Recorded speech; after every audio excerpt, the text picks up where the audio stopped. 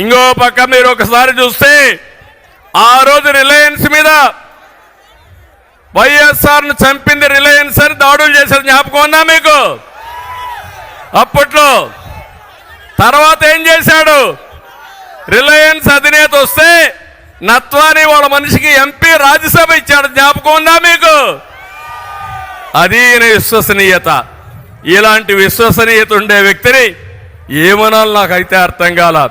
నిన్న మొన్న మీరు ఒకసారి చూస్తే ఒక మాట మాట్లాడుతున్నాడు, పెత్తందారులకి పేదవాళ్ళ మధ్య యుద్ధం అంట. ఏంటో నాకు అర్థం కాల ఇది. అంటే ఏం చేసినా జరిగిపోతుంది అనుకుంటున్నాడు. దేశంలోనే ఎక్కువ సంపద ఉండి ఎక్కువ ఆదాయం వచ్చే ముఖ్యమంత్రి జగన్మోహన్ రెడ్డి.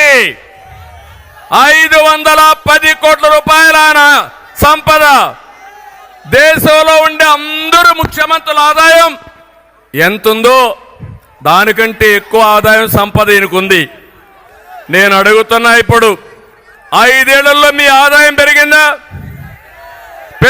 మీ ఆదాయం?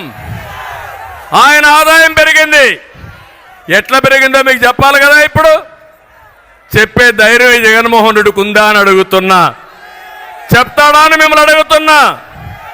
తమ్ముళ్ళు, ఎక్కడ చూసినా దోపిడీ ఇలాంటివన్నీ చేసి ఇష్టానుసారంగా పెంచుకొని ఈయన వీళ్ళ మనుషులందరూ కూడా దోపిడీ చేసే పరిస్థితికి వచ్చారు.